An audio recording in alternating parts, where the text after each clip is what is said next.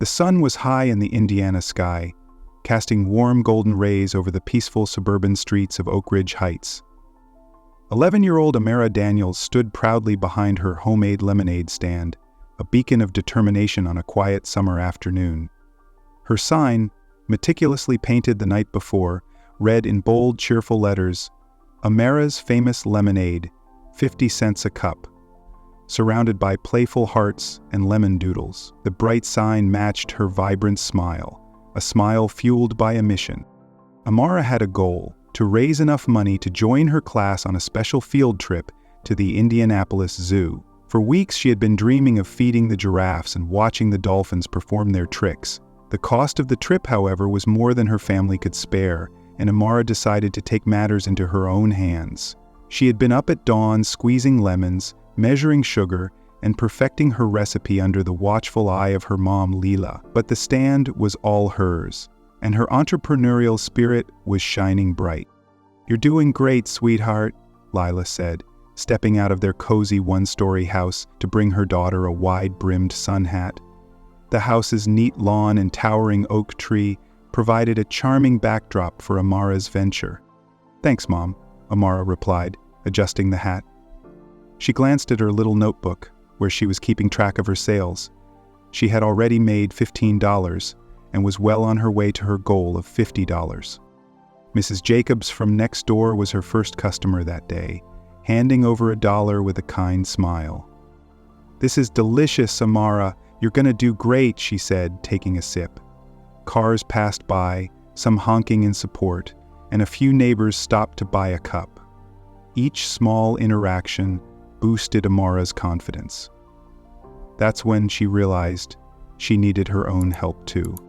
By early afternoon, the summer heat was pressing down, and Amara's cheeks were rosy under the brim of her hat.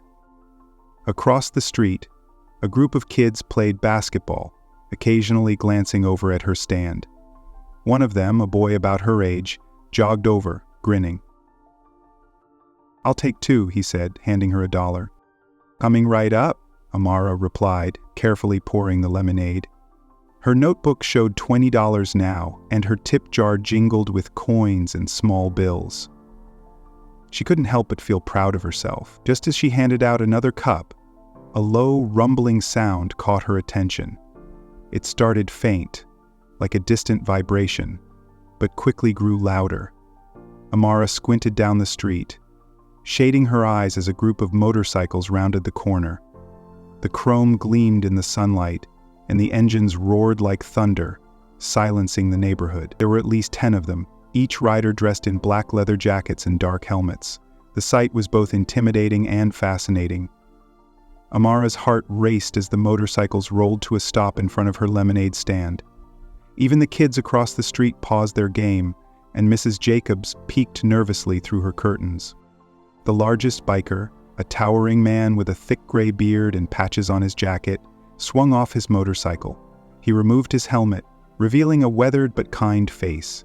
His expression was unreadable as he approached Amara's stand. "Is this where I can find the best lemonade in town?" he asked, his deep voice rumbling like his engine. Amara swallowed hard, her hands gripping the edge of her stand. "Yes, sir. 50 cents a cup," she managed, her voice small but steady.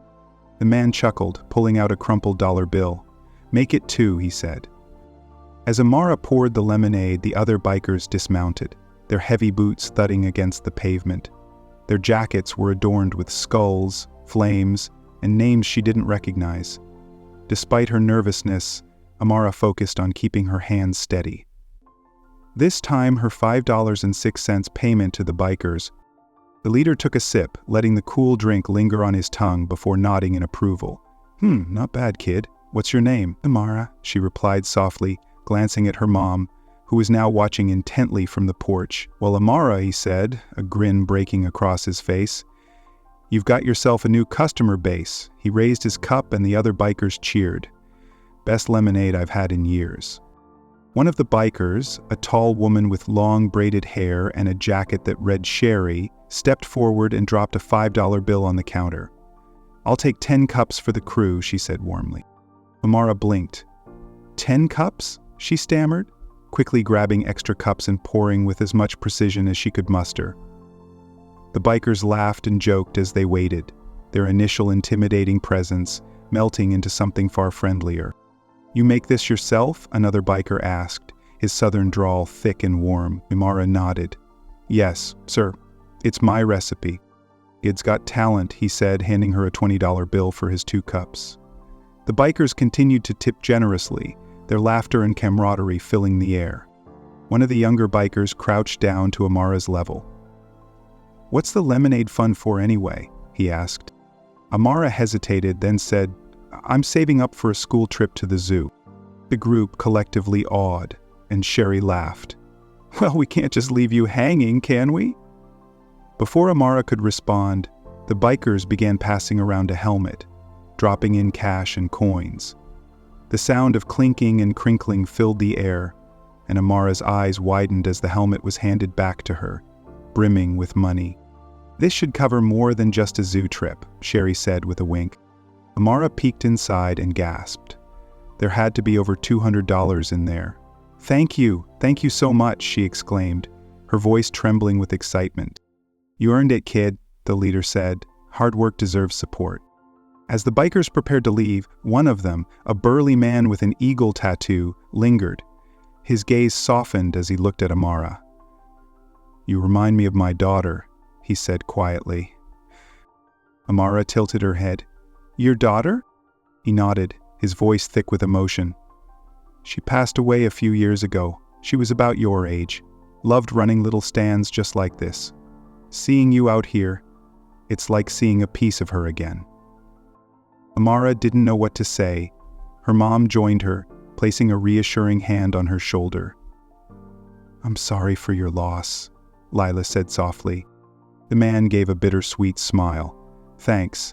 Helping out today feels like honoring her memory. So, thank you too." The leader clapped his hands, breaking the somber mood. "All right, let's not turn this into a cry fest. We've got more lemonade to buy." Laughter returned, and with it, a renewed sense of connection. As the bikers mounted their motorcycles and roared away, Amara stood in awe, clutching the helmet filled with cash. The day had been more than she ever imagined, and it wasn't over yet. Little did she know, this was only the beginning of something much bigger. The sun dipped lower in the sky, casting long shadows across the quiet streets of Oak Ridge Heights. Amara sat cross-legged on the porch steps, the helmet full of cash resting beside her. Her heart was still racing from the encounter with the bikers, and her mind buzzed with possibilities. Not only had she reached her goal, but she had also exceeded it by a mile. The zoo trip was no longer a distant dream, it was a certainty. "Amara," her mom called from the doorway, carrying a tray with 2 glasses of lemonade. She handed one to her daughter and sat beside her, her expression filled with pride. "You did something incredible today." Amara grinned, sipping her drink. "I still can't believe it. They were so nice. I thought they were scary at first, but they were just different." "Sometimes people surprise you," Lila said, "and you surprise them too with your determination and kindness. That's why they wanted to help." As they sat together, a car pulled up to the curb. Amara recognized the vehicle immediately. It belonged to her best friend Zoe. The car door flew open and Zoe bounded out, her curly hair bouncing with each step. "Amara!" she squealed, racing toward the porch. "I heard about the bikers. Everyone's talking about it." Amara laughed as Zoe plopped down beside her. "It was amazing. They bought so much lemonade and they even gave me this." She gestured to the helmet filled with cash. Zoe's eyes widened. "Whoa, that's like a fortune. What are you going to do with it?" "I'm definitely going to the zoo," Amara said, "but maybe I can use the rest to help other kids who can't afford the trip." Zoe's face lit up. "That's such a great idea. You could even set up a fund or something. Amara's Lemonade Fund for field trips." Mara considered the idea, her excitement growing. "Maybe I could, but how would I even start something like that?" Lila smiled. "We can figure it out together.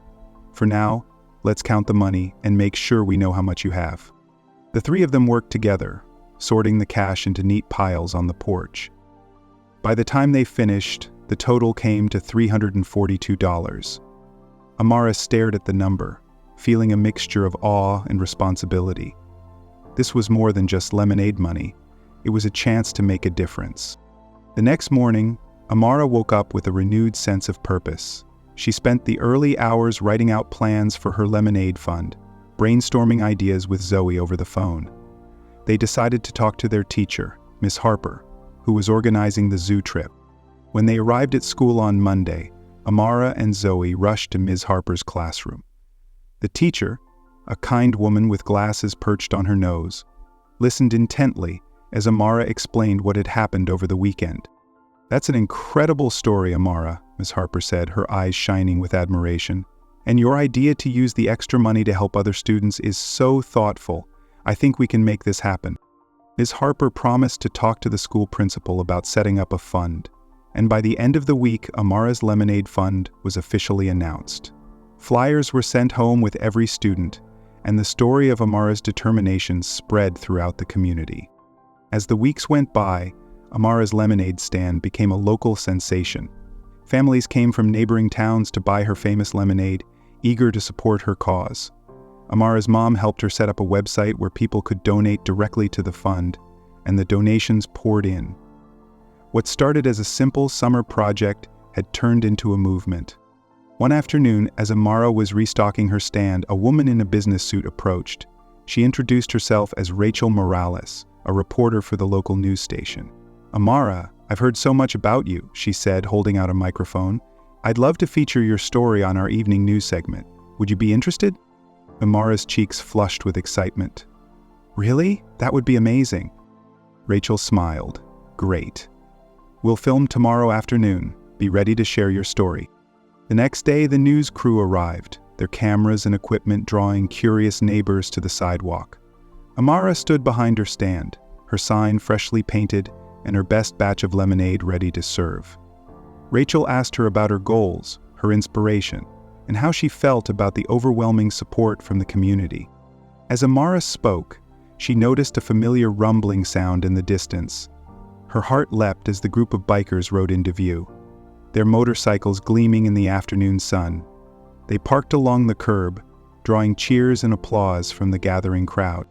"Looks like your first big supporters are back," Rachel said with a grin. The bikers approached the stand, their leader stepping forward. "We heard about the news crew and figured we'd stop by to show our support," he said, handing Amara a crisp $100 bill. "You've got something special here, kid. Keep it up." Amara beamed, feeling a surge of gratitude. "Thank you so much. I couldn't have done this without you." The news segment aired that evening, and Amara's story reached an even wider audience. Donations poured in from across the state, and local businesses began offering to sponsor her fund. The principal announced that every student in Amara's class would be able to attend the zoo trip, thanks to her efforts. The day of the zoo trip finally arrived, and Amara couldn't contain her excitement as the bus pulled into the parking lot. She and Zoe stuck together, feeding giraffes, watching the dolphins perform, and snapping photos of every animal they saw. But what made the day truly special was knowing that everyone in her class was there, sharing the experience. Toward the end of the trip, Ms. Harper gathered the students in front of the lion exhibit. "I want to take a moment to thank Amara for her incredible hard work and generosity," she said. "Because of her, we're all here today. Let's give her a big round of applause." The students cheered, and Amara felt a warm glow of pride. This moment, surrounded by her friends and classmates, was worth every early morning and every long afternoon at her lemonade stand. As summer turned to fall, Amara continued to run her stand on weekends, using the proceeds to support other school programs and community projects.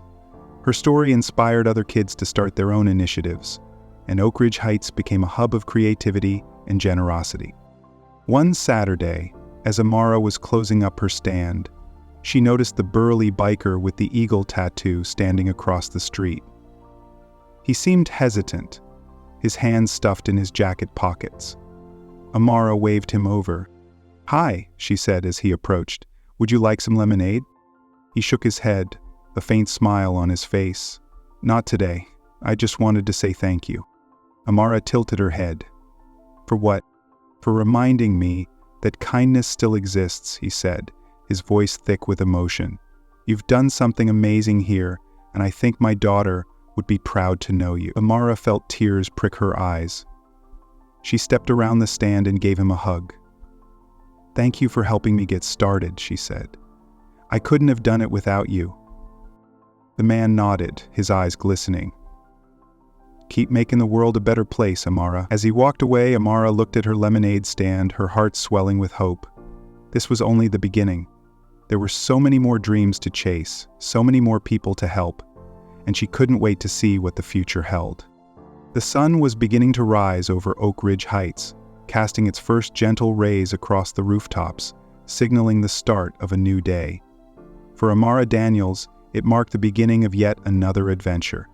Her lemonade stand had turned into a sensation. But today wasn't just another day behind her booth.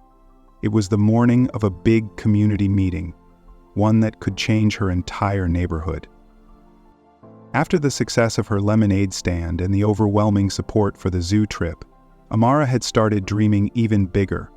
Her fund had grown beyond what she ever imagined, and with encouragement from her mom and Zoe, she decided to propose a new initiative: a community park renovation. The park at the edge of their neighborhood had fallen into disrepair, with rusty swings and broken benches. Amara believed the children in Oak Ridge Heights deserved better. "Ready, sweetheart?" her mom, Lila, asked, stepping into the kitchen, where Amara was going over her notes. Lila's reassuring smile made her feel a little less nervous. Amara nodded, clutching her notebook tightly. "I think so. I've never spoken in front of so many people before." "You'll do great," Lila said, kneeling to meet her daughter's gaze. "You've already inspired so many. Just speak from your heart." At the community center, the atmosphere buzzed with energy. Families, local business owners, and even some of Amara's classmates filled the room. Zoe sat near the front, giving Amara a thumbs up. Rachel Morales, the reporter who had interviewed her, was also in attendance, camera ready to document the event. As the meeting began, the Neighborhood Association president introduced Amara. "We've all been amazed by the incredible work of this young lady," she said. "Amara Daniels has shown us what determination and kindness can achieve. Today, she has a new idea she'd like to share with all of us." Amara took a deep breath and stepped up to the podium. Her heart raced, but as she scanned the room and saw the supportive faces of her family and friends, she felt a wave of confidence. "Good morning, everyone," she began, her voice steady despite her nerves. "First, I want to thank you all for supporting my lemonade stand and the Lemonade Fund.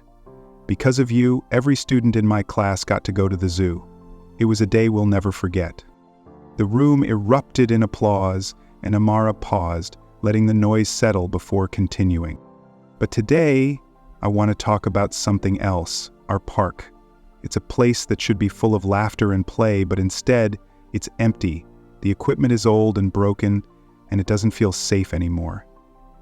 I believe we can change that." She opened her notebook and showed a sketch she had drawn, a vision of the park with new swings, slides, and colorful murals. "With the money we've raised and the help of volunteers, I think we can make this park beautiful again. A place where kids can play, families can gather, and our community can grow even stronger."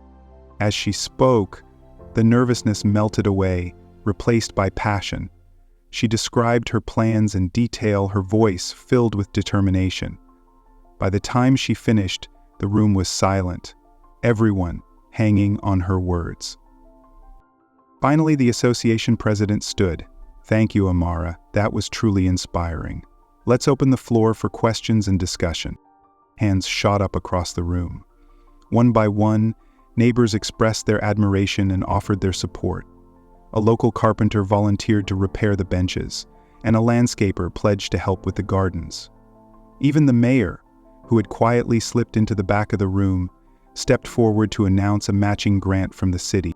By the end of the meeting, it was clear the community was all in. The following weeks were a whirlwind of activity. Amara and Zoe worked tirelessly, organizing fundraisers and recruiting volunteers. The bikers even returned, offering to help with heavy lifting and construction. Their leader, whom Amara had learned was named Gus, became one of her biggest supporters. "You're a natural leader, kid," Gus said one afternoon as they worked side by side painting a fence. "Reminds me of when I started my club. You bring people together." Amara smiled, her cheeks speckled with paint. "Thanks, Gus. I couldn't do it without everyone's help." As the project progressed, the park began to transform. The broken swings were replaced with shiny new ones, and the playground was repainted in bright, cheerful colors. Local artists volunteered to create murals on the walls surrounding the park, depicting scenes of nature and community. Amara's favorite addition was a butterfly garden, planted near the entrance. She and Zoe spent hours selecting flowers and arranging them with care. The garden became a symbol of growth and renewal, much like the park itself. On the day of the grand reopening, the park was unrecognizable. Balloons and streamers adorned the entrance, and the smell of freshly baked cookies filled the air. Amara's lemonade stand stood proudly near the center, serving free lemonade to celebrate the occasion. Families poured in, their faces lighting up as they explored the revitalized space. Children's laughter echoed as they raced to try out the new equipment, and parents relaxed on the freshly painted benches. The mayor gave a short speech, praising the community's efforts and presenting Amara with a certificate of recognition for her leadership. "This park is a testament to what can be achieved when we come together," he said. And it all started with one determined young girl and her lemonade stand. Amara stood at the front, her heart swelling with pride as the crowd cheered. She spotted Gus near the back, his arms crossed, and a proud smile on his face. Next to him stood the man with the eagle tattoo, who gave her a small wave. After the ceremony, Amara wandered through the park, taking it all in. She found Gus and his friend, sitting on one of the new benches, talking quietly. "Hi," she said, approaching them. "Thank you for coming today." Gus grinned. "Wouldn't miss it for the world." The man with the eagle tattoo nodded. "This place is beautiful, Amara. You've done something incredible." Amara hesitated, then asked, "Do you think your daughter would have liked it?" He smiled, his eyes glistening. "She would have loved it." Amara sat beside them, feeling a deep sense of connection. In that moment, she realized the park was more than just a place to play. It was a place where stories, memories, and dreams could grow. As the sun set over Oak Ridge Heights, painting the sky in hues of orange and pink, Amara stood at the edge of the butterfly garden. Zoe joined her, holding 2 cups of lemonade. "You did it," Zoe said, handing her a cup. "We did it," Amara corrected, clinking her cup against Zoe's. They sipped their lemonade in silence, watching as families lingered, reluctant to leave. The park was alive again, a beacon of hope and unity. Peter watched as everyone brought a friend to the wooden bridge, surrounded by trees and barbed wire and imposing buildings, all lined up to wait for the families to get clear. "What's next, Amara?" Zoe asked, her tone playful but curious. Amara smiled, her eyes sparkling with possibility. "I don't know yet, but whatever it is, I know we'll do it together." And with that, the 2 friends walked into the park, ready to dream even bigger. The crisp autumn air carried the sounds of laughter and chatter through the vibrant streets of Oak Ridge Heights.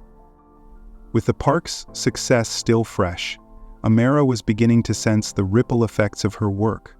The community felt more connected, and neighbors who had once barely exchanged greetings now collaborated on new projects. Amara couldn't help but wonder what her next adventure might be. A week after the park's reopening, Amara found herself at her lemonade stand once more, though this time, the stand bore a new sign, Amara's Community Stand, for Dreams and Projects. She had transformed her stand into a hub for collecting ideas and suggestions from neighbors about what the community needed most. Her mom had laminated a suggestion box for her, and Zoe had decorated it with glittery stickers of stars and hearts. "Any ideas yet?" Zoe asked, chewing on a straw as she sat cross-legged behind the stand. Amara opened the suggestion box and fished out a few slips of paper. "Dog park," she read aloud from the first one, making Zoe giggle. "Free books for kids." Amara's eyebrows lifted. "That's a good one." She unfolded another, "Community Festival bumper stickers," the rest of them written superficially in plain sight. Community festival experience required. Provides amazing photos of the outdoors, observed Zoe. That could be fun, Zoe said, leaning over to peek at the papers. Imagine a festival where everyone brings their own booths or talents to share. You could sell lemonade and maybe I could sell my drawings. Or we could make it free for everyone, Amara added thoughtfully, like a celebration of everything we've done together. Zoe nodded enthusiastically. And we can have games, music, food, and crafts. It'll be like a giant block party. The idea took hold in Amara's mind, and by the time the sun began to set, she was already drafting plans in her notebook. The festival would need permission from the town, of course, and plenty of help to pull it off. But Amara had learned by now that when her community came together, anything was possible. The next morning, Amara approached her mom with the idea over breakfast. Isima? A community festival, Lila repeated, stirring sugar into her tea. That's quite an undertaking, sweetheart. I know, but I think it could be amazing, Amara said.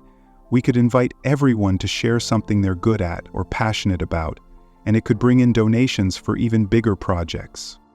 Lila tapped her spoon against the edge of her cup. Well, you've certainly proven you can handle a challenge. If this is what you want to do, I'll support you.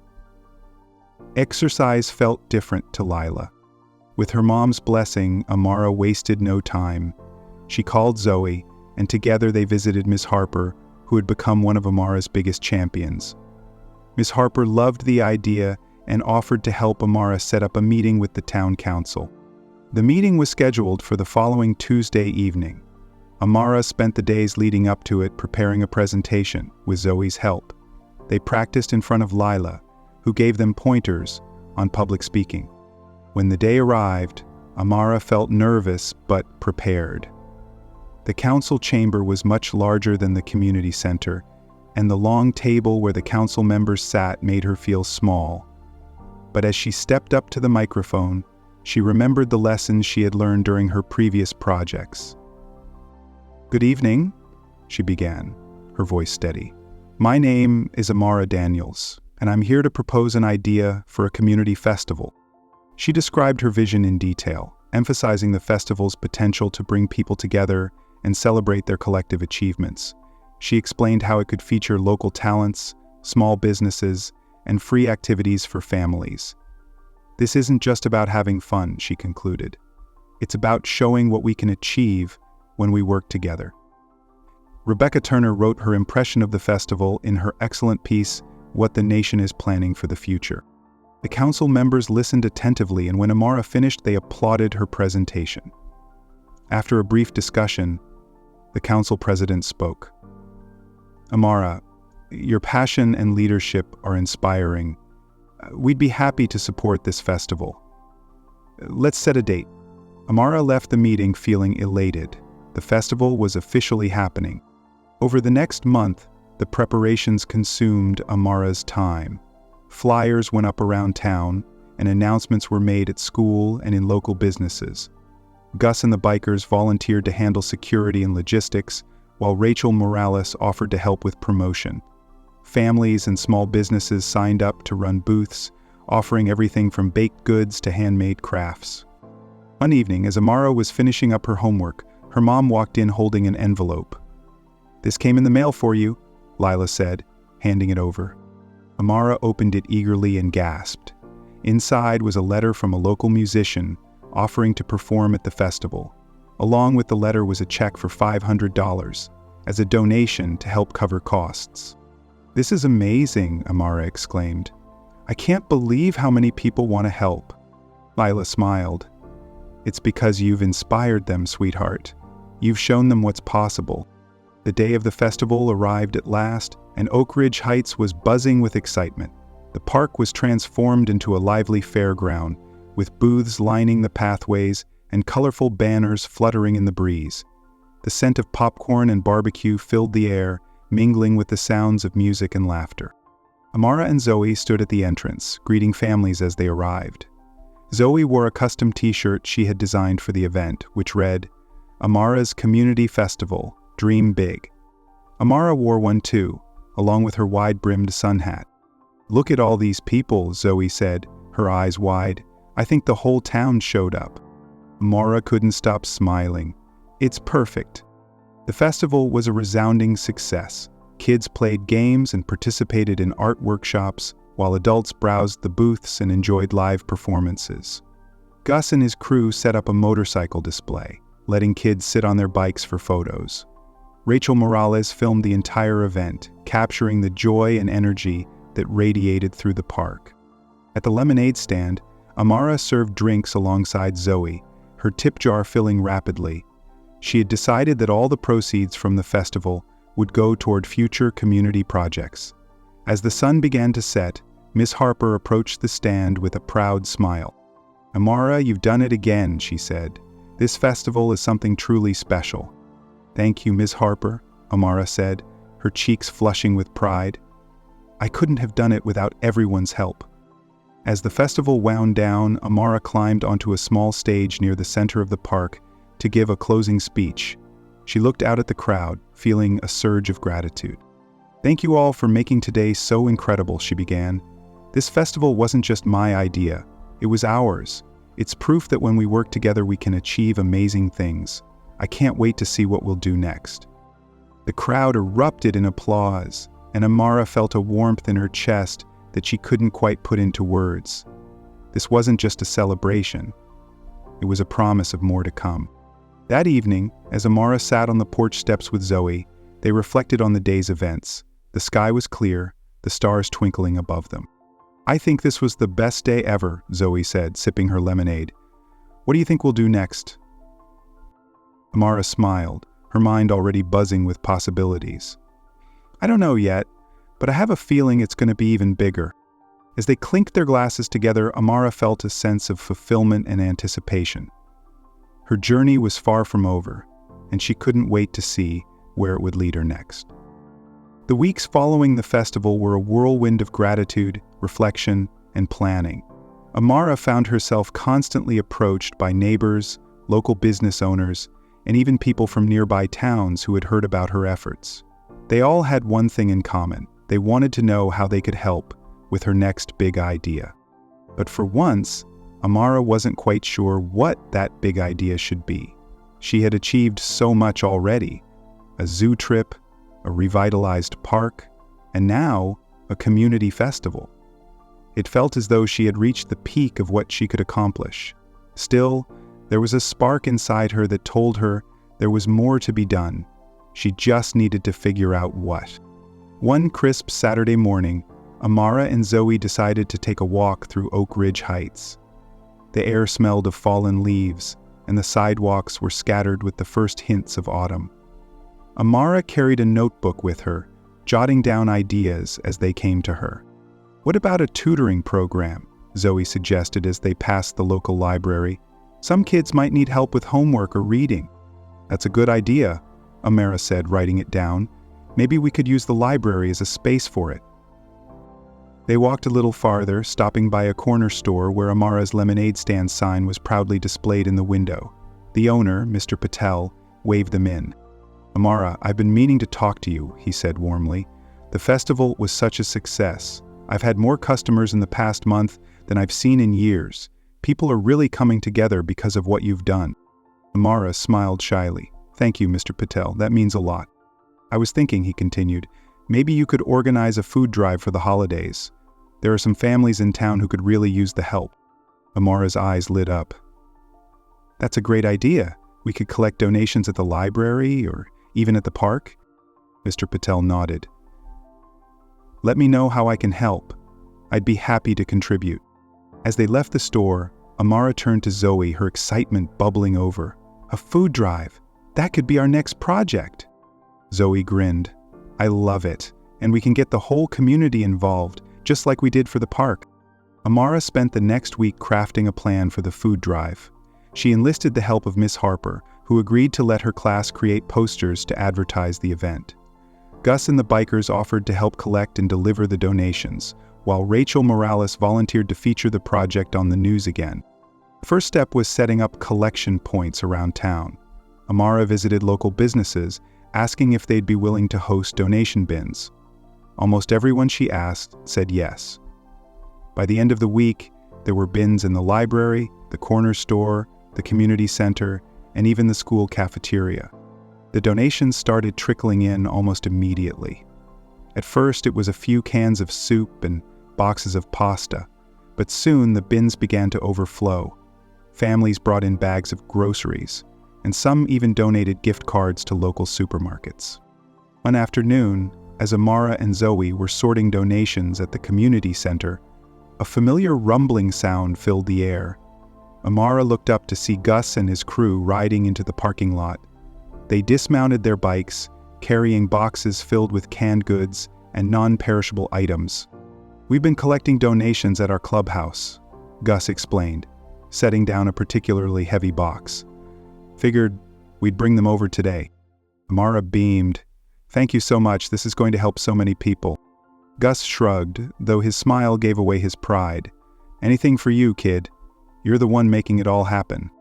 As the food drive gained momentum, Amara found herself busier than ever. She spent her afternoons sorting donations, her evenings writing thank you notes to contributors, and her weekends planning the logistics of distribution. Zoe was by her side through it all, helping to keep things organized. One evening, as Amara was reviewing her checklist, her mom sat down beside her. "You're doing an incredible job, sweetheart," Lila said, her voice filled with pride.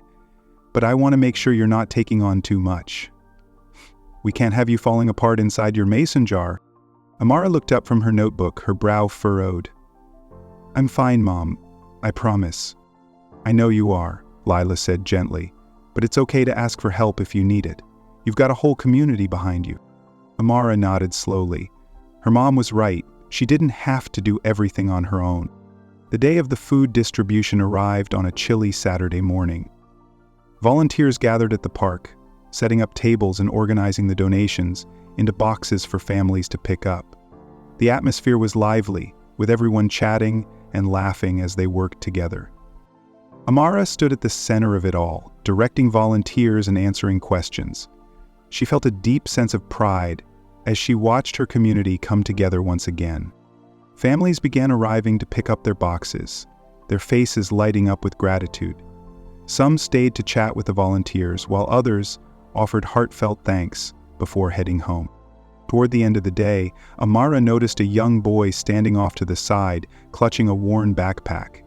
He looked hesitant, as though he wasn't sure if he belonged there. Amara walked over to him, her smile warm and inviting. "Hi, I'm Amara. What's your name?" The boy shifted his weight nervously. "Marcus." "It's nice to meet you, Marcus. Are you here to pick up some food?" He nodded slowly. "Yeah, my mom couldn't come, so she sent me." Amara led him to one of the tables, where she helped him choose a box of food. She noticed his eyes linger on a plate of cookies that one of the volunteers had brought. "Would you like a cookie?" she asked, holding out the plate. Marcus's eyes widened. "Really? I can have one?" "Of course," Amara said, handing him a cookie. "Take 2 if you want." He took a bite, his expression softening. "Thanks. This is really nice of you." Amara smiled. "We're just happy to help." As the sun set over Oak Ridge Heights, Amara stood at the edge of the park, watching the last of the volunteers pack up. Her heart felt full as she reflected on the day's success. They had helped dozens of families, and the food drive had brought the community even closer together. Zoe joined her, holding 2 steaming cups of hot cocoa. "We did it," she said, handing one to Amara. "We did," Amara agreed, taking a sip. The warmth of the cocoa spread through her, chasing away the chill of the evening. Taya smiled, thinking of all the ways she was being treated tonight. As they sat down, Amara tried to kill the feeling.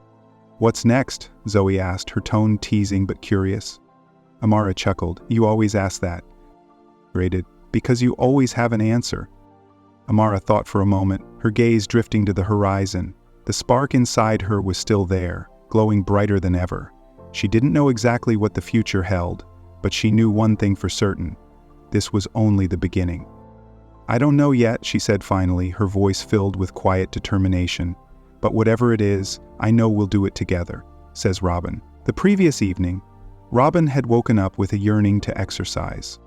As the two friends walked away, the lights of Oak Ridge Heights twinkled in the distance, a reminder of all they had achieved, and all they had yet to dream. If this video kept you hooked, you won't want to miss the next one on screen. Make sure you subscribe so you're always in the loop with our freshest uploads.